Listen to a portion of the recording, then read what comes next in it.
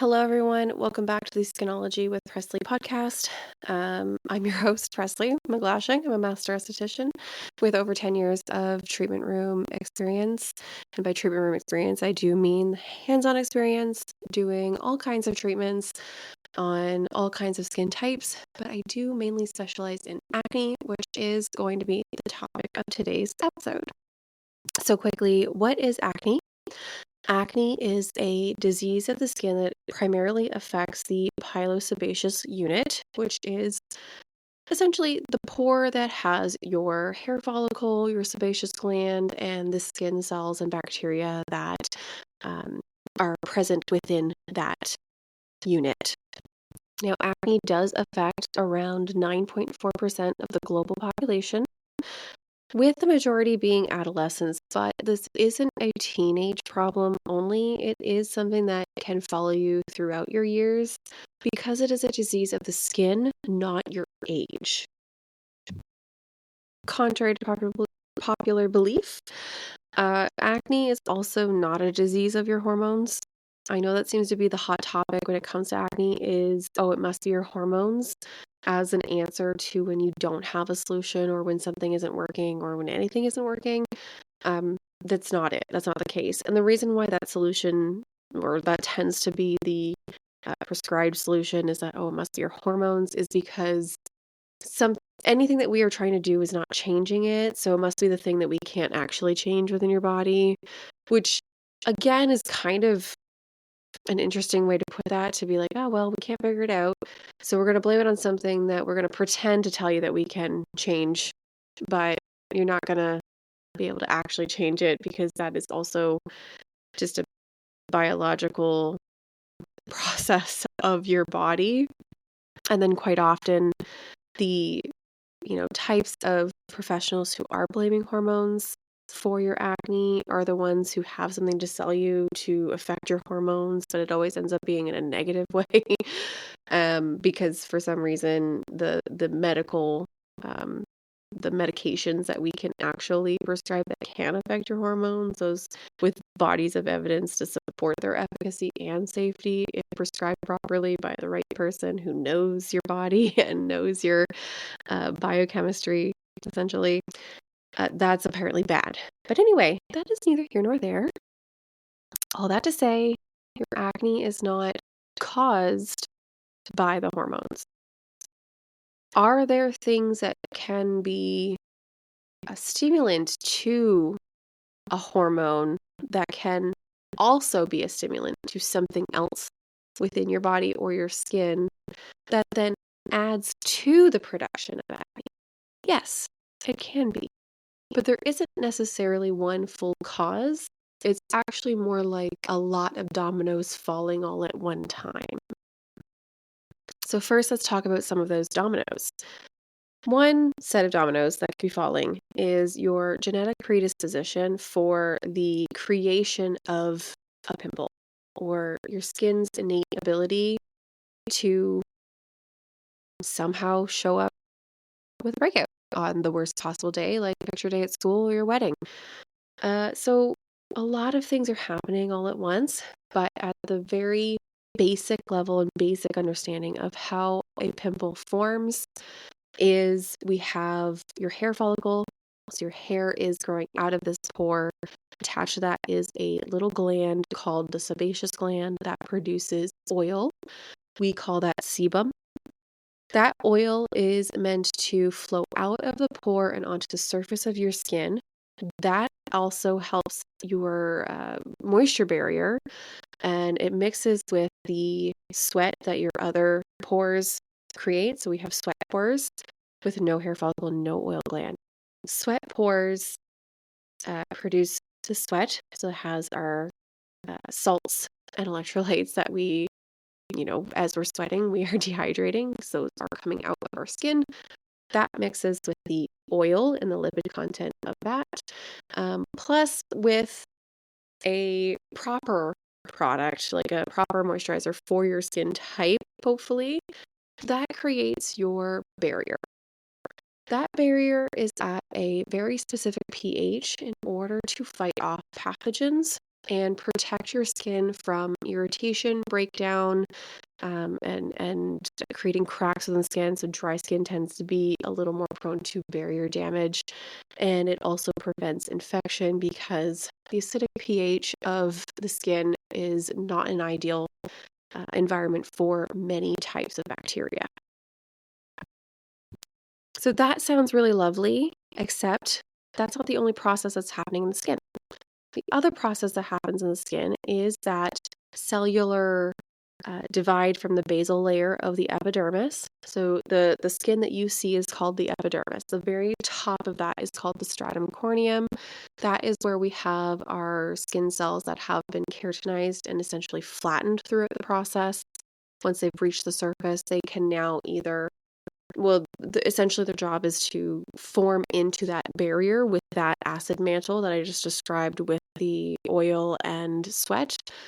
And then they will also shed off because as that process of division continues within the bottom of that layer and pushes up in order to continue to create new, fresh, healthy cells that attach to that barrier, keep it nice and strong, the old ones have to come off.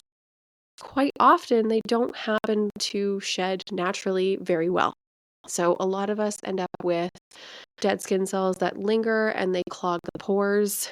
If we have any amount of oil being produced, like if you're not dry as the Sahara Desert, that oil will then produce and not come out of the pore anymore because those skin cells have clogged. Bacteria that live in that pore, which is called Cutibacterium, so C. acnes bacteria, that bacteria loves an environment that has no oxygen and is full of skin cells soaked in your oil.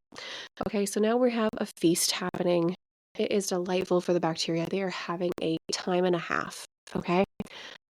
The irritation that then gets caused from the proliferation of those bacteria because they're thriving, that stimulates the immune response within your skin in order to attack what's happening, reduce the amount of inflammation that's going on, and push out the infection that was created throughout the entire process. And now we have a whitehead.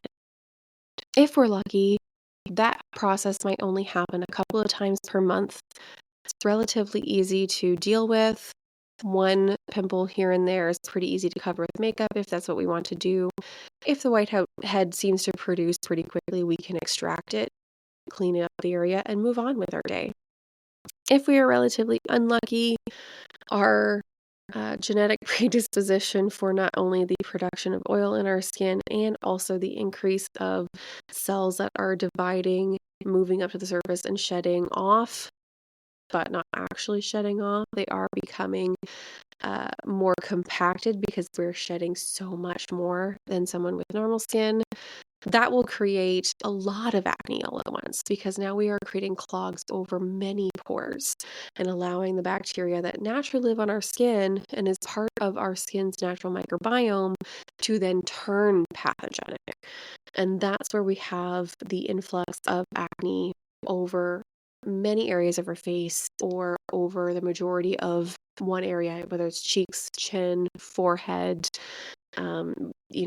There are acne types where you have acne all over. It's all over forehead, cheeks, and chin. That tells me that we have one skin type that is an oily skin type that is prone to acne.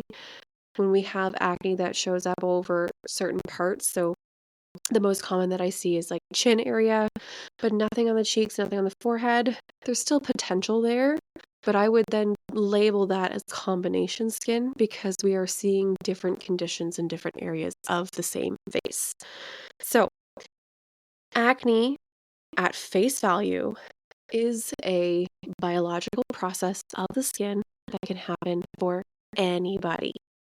Everyone with skin and oil glands have the potential to have acne. Where do hormones come into this, though? Our first thought when it comes to acne and hormones is that it must be a hormone disease because it's often triggered when we first go into puberty. So when we're teenagers, girls are getting their periods for the first time. Boys' testosterones is just free flowing quite excessively. Both um, genders are getting a lot of acne at this point. It's a change in our life that happens. It increases. So when we have a hormone increase, we do have an influx of certain things that happen to the skin. However, it's not necessarily a cause. It's more like when you stack up your dominoes and with our types of skin, like our skin types, we have a certain subset of dominoes already stacked. And then we throw in a little hormone change and we're just adding dominoes now to the lineup of dominoes because other things can also trigger a hormone response, which then pushes down a different domino, which then pushes down 6 other dominoes, which then pushes down the acne domino. So there's a lot more going on than we actually realize.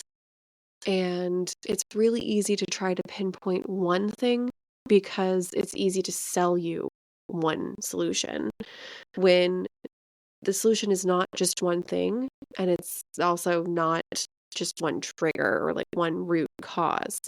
So yeah, that we get a little bit confused online a lot because of that. And it's easy when someone with clear skin can say, I cleared my skin with, or because of, or I balanced my hormones. Thing is, they don't know what hormones they were balancing. Were they even balancing something? Probably not. Did they increase exfoliation? Probably. Did they stop getting, over exposure to the sun, like too much sun damage? Probably. Were they going to an esthetician? Likely. Like, there are just so many things. We can't always trust that one solution this person happens to have a discount code for is going to be the thing that helps you. The other thing that I see happen a lot online is, and even with estheticians, particularly estheticians trained with a certain skincare company, we're not naming names, but a lot of it demonizes certain food groups or food types. And I find this a little concerning in that we don't want to create fear surrounding what we're eating in order to have clear skin. I have seen this derail people in a way where it becomes obsessive and it becomes dangerous for them now. This is, in my opinion, the wrong way to go about clearing acne or targeting how to clear acne. The issue is not just, eliminate one thing and you'll have clear skin. It ends up being a compilation of many things where we are eliminating several things that are actually pretty good things in our diet overall for like general nutrition, and then replacing it with supplements that can also be problematic long term. So there's a little bit of a imbalance when it comes to this topic, but I'm going to talk about a few of the things that I've seen. So one of them is iodine, that I've seen, particularly with this one skincare brand that is popular among estheticians in the States, where it tells you to avoid iodine in your diet. So we're talking seafood, shellfish, sushi, so the seaweed wrapped around the sushi, also iodized table salt, that sort of thing. The issue I have with this is pairing this idea of eliminating iodine in our diet equals clear skin with the social media craze of not using regular table salt because it's not aesthetically pleasing like Himalayan pink salt or just plain sea salt. It is contributing now to a problem with thyroid function. The reason why iodine has been added to table salt is because that is an easy way to get little minute doses of iodine in your diet because it's not naturally present and not everybody eats a lot of seafood or seaweed in their diet. And there was a epidemic of thyroid health and thyroid concern. So they put iodine into the table salt so that we can supplement ourselves gently, essentially, with this essential nutrient that supports thyroid health. So when we're eliminating that for the sake of clear skin, and then on the other side of this, for the sake of a pretty video online, we could still be causing unknown harm long term. So, I particularly, because I'm not a dietitian, nutrition is not my scope. I'm not going to recommend that you remove that from your diet because it has so many other reasons why it should be in your diet that are way more important than a pimple, if I'm quite honest. The other thing is B vitamins and eggs in particular, because eggs are high in biotin. I don't agree with supplementing biotin, like the hair, skin, and nails supplements that are super high in biotin, which does um, create a proliferation of skin cells. So that actually increases pore clogging. Again, it's one of the dominoes. The reason why I'm not going to tell you, though, to remove eggs, which have biotin, versus just removing the supplement, is because eggs have other nutrients that you do need and are a easy source of protein. They are usually pretty affordable. Um, I've noticed online as of late, they haven't been south of the border. But anyway, natural sources of biotin is likely not going to be the problem for you. It's the overabundance within the extra supplementation. So we're talking sometimes within your energy drinks, the hair, skin, and nails, vegan protein powders tend to have it, all of those things. And then also like B vitamin injections.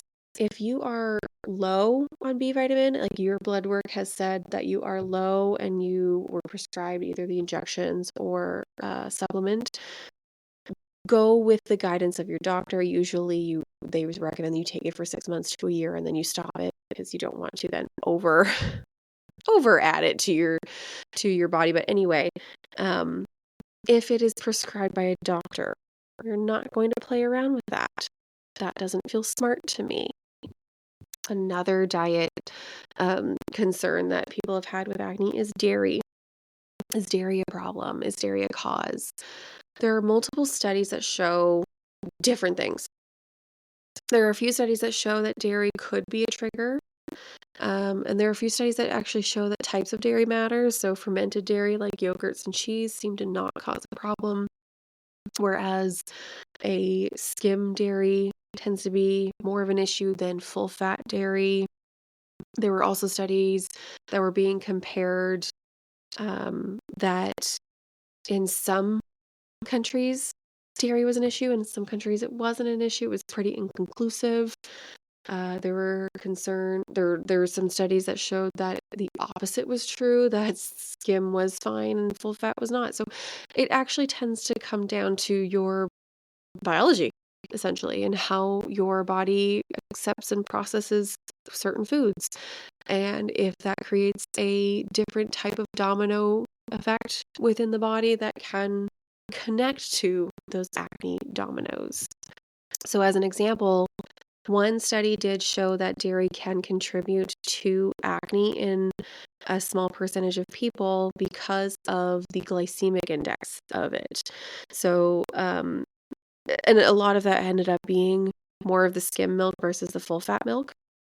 Still nothing to confirm like why the difference, but that some dairy or milk in general, not necessarily the fermented dairy like yogurt and cheese, the consumption of that increased a insulin-like response that also then increased, or it was increasing IGF, so insulin growth factor, which triggered a domino effect of an increase of testosterone in the body at minute levels, mind you. We're not talking enough that we are, at risk of altering our hormones completely if we continue eating dairy. It was such a small increase, okay? But that then triggered the increase of oil production, and then you add that on top of your predisposition of shedding excess skin cells too quickly, that they're not coming off all at once enough, so they're getting compacted. plus that excess oil production, leading to a breakout. So you see what I mean here when I say that there are dominoes um, essentially lined up and one thing continues to knock down the next. It's not necessarily a cause or a trigger, just that we have multiple biological processes that happen to link up at this one time. The same thing could be said with a high sugar diet of other things like cakes. If you're eating mostly milk chocolate or white chocolate versus dark chocolate, if you're, you know, being true Canadians, if you're having maple syrup with every meal, if you are just increasing any bit of sugar, that can also have that exact same domino effect. It doesn't really have to be dairy in a sense. It could be that all you ate that day was 6 pounds of grapes. Like it's a really weird thing to try to put into perspective without somehow accidentally demonizing something else when that's not the point.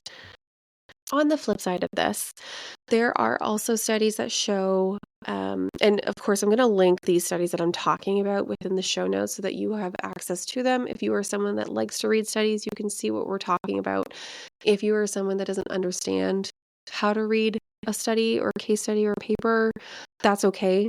I'm laying it out here, and there are other people who have also been explaining these. So the information is out there that is easy and digestible. Hopefully this podcast is also easy and digestible, but I don't know. The way that I can go off on tangents, I'm not sure.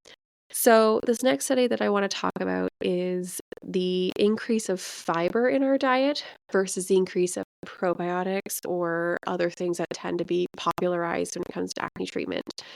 So typically we see, your gut health is the reason. So you got to increase your probiotics, which actually may cause a bit of a rebound effect, because if you are adding bacteria that doesn't already presently live in that environment, it can create a dysbiosis where one may actually be overabundant now and creating a bit of a rebound effect on that gut health. You might end up with more acne. You might end up with tummy problems more than anything.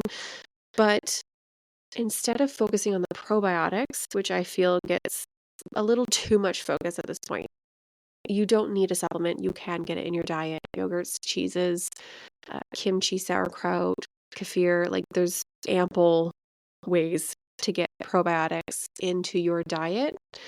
It's the fiber that we're not focusing on enough. So fiber is the food for probiotics. It is essentially the prebiotics. And we need fiber in our diet in order for the probiotics in our gut to thrive and still create that very balanced microbiome. But do you know what else fiber does? It helps to reduce that sugar spike. It helps to reduce that IGF, that insulin growth factor.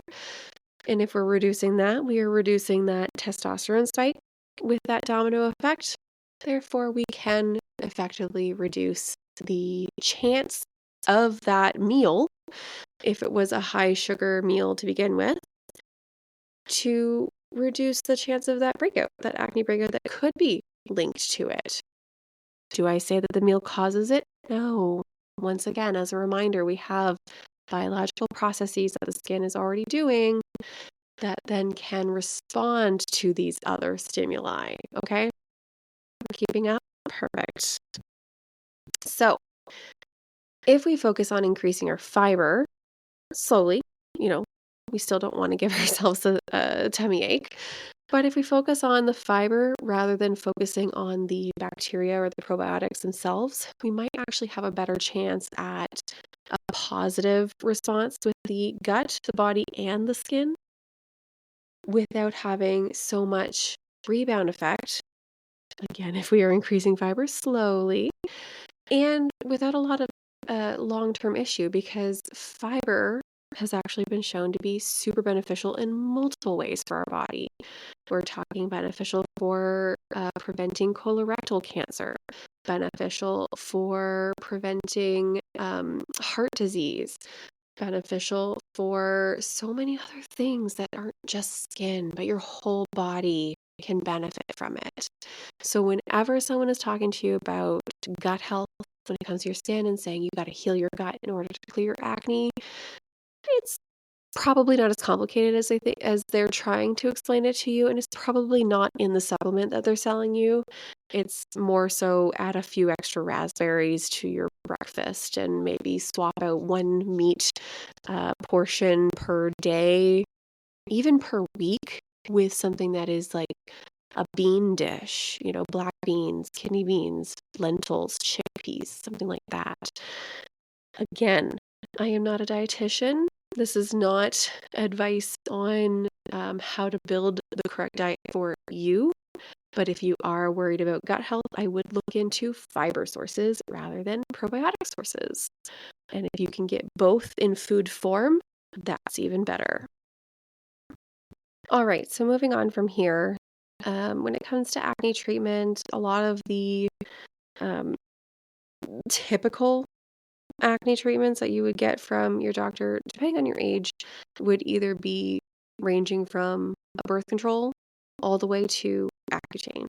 And anywhere in the middle is where our tretinoin, antibiotics, benzoyl peroxides, spironolactone, that's where that lies. So the other side of the prescription help, which they can help.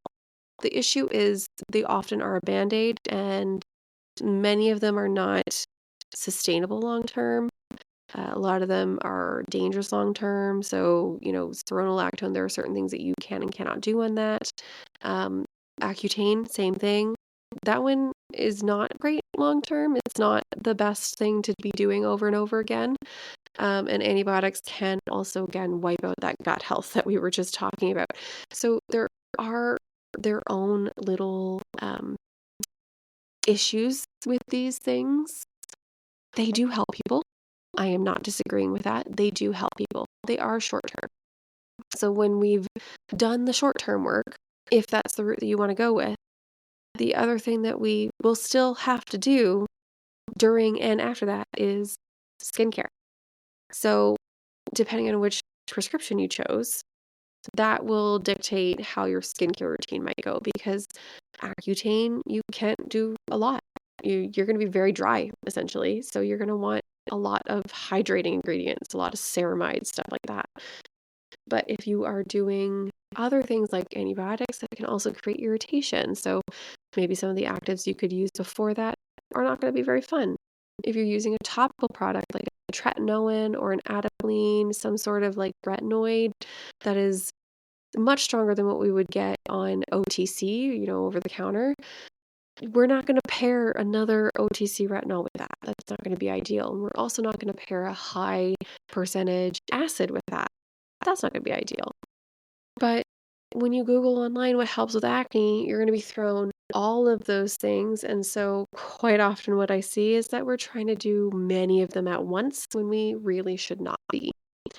So prescription part aside, we're going to talk skincare part. On the skincare side of things, if we didn't do prescriptions, for example, the skincare side is going to be very particular. How you begin that routine is going to depend on, was your barrier compromised? Do you have a lot of dryness and irritation because you've tried so many things already? Are you trying a retinol? Are you over exfoliating? A lot of these things, there's a fine balance for different skin types. I have acne clients where when they started with me, they had acne literally on every inch of their skin. And I still can't use high percentage actives on them like I can on other clients who presented the same way. So it really depends on your skin type. And this is kind of one of the reasons why I recommend seeking out an esthetician that actually works on acne, that has a portfolio that can show you like that this is how I've helped this person. These are my before and afters. Someone who does continue upgrading their education and is focused on that, because they'll know how to guide you properly. It's the same as instead of going to a dermatologist for the prescription and maybe that guidance, you went to your GP for the same prescription who wouldn't have the same level of expertise. You could go to just any esthetician. Many estheticians can do good work on relaxation, dry skin, aging skin, making you feel good. Not all of them are focusing on acne. So there is a certain specialty that you should look out for and get that guidance from those acne specialized estheticians. And then the way that we would build your routine, again, would be based around your natural skin type. So, yes, you have acne, but you can also have dry skin with acne in the sense that you have enough oil that when that pore is clogged, it's feeding it and giving you that breakout, but that oil's not reaching the surface. So, you're very dry on the surface, technically. Or you can have a really oily skin. So, the ingredients that would be beneficial for the oily skin is not going to be beneficial for the dry skin, so on and so forth, right? So when it comes to treating acne topically, we have so many options. We do have different types of retinoids and vitamin A products. You don't have to use a tretinoin product or that retinoic acid prescription in order to get an effective vitamin A product. You don't have to use 2% salicylic acid. You can use 0.5% salicylic acid and get enough control on that oil production. One of my favorite ingredients for acne is actually oligopeptide 10. I could be getting that one wrong now that I'm second guessing it. It's pretty sure it's oligopeptide 10, not 8. But this is also considered or called gram-active gram-active acne. It's not in front of me clearly, as I'm stumbling over this word already. But the gram-active acne ingredient or oligopeptide 10, that supports your skin in the way that it reduces the amount of oil that's being produced without having to use something like a salicylic acid, which will over dry the skin more often than not and create an irritation. Salicylic acid does have its place, but in my personal preference, it is at lower percentages than what we're typically seeing in acne products. So when we're reducing the amount of oil without increasing the irritation, we are able to reduce the amount of food that's feeding that bacteria so that we can get ahead of curbing that inflammation caused by that bacteria.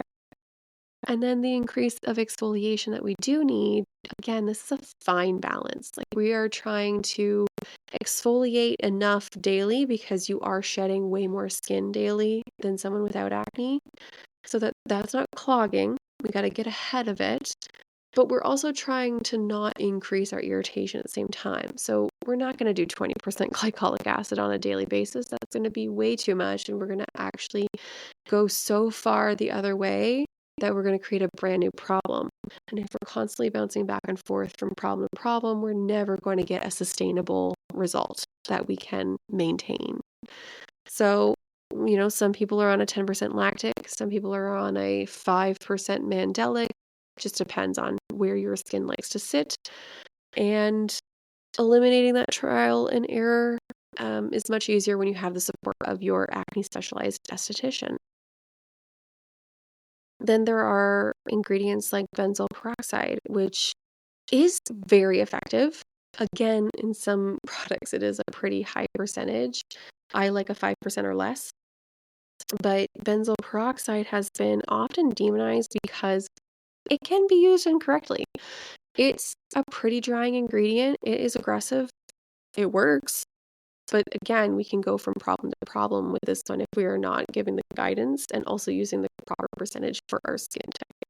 So what benzoyl peroxide does is it actually has a catalytic reaction when applied that forces oxygen into that pore, and it creates an oxygenated environment so that bacteria cannot thrive, so it cannot create that inflammation. It is keratolytic, meaning that it also helps to remove excess proteins or excess skin cells that are also in the way. But because of these actions, it becomes very drying. So again, some proper guidance and the correct percentage for your skin is really key here. And then we have in clinic treatments. So there are chemical peels. There are types of facials that help soften the keratin enough to extract. There are tools that can also aid in that keratin softening for extractions. You have microneedling, which, depending on if you're pairing it with radiofrequency, is best done post acne. So when we are almost clear completely, maybe we have a few lingering breakouts here and there. It is more for the scarring, essentially, because we don't want to accidentally rupture a breakout or pore under the skin, creating more pathways for bacteria to produce. If we haven't gotten a control over that bacterial production, we really need to wait on the microneedling. There are trends online where microneedling on active acne isn't a bad thing. The things that I'm seeing, though, is they're not actually microneedling active acne. They're microneedling after several peels have been done, so we don't have active acne anymore. If there is a breakout, like, they're extracting it, cleaning it up. So there's no inflammation or so no bacteria anymore present.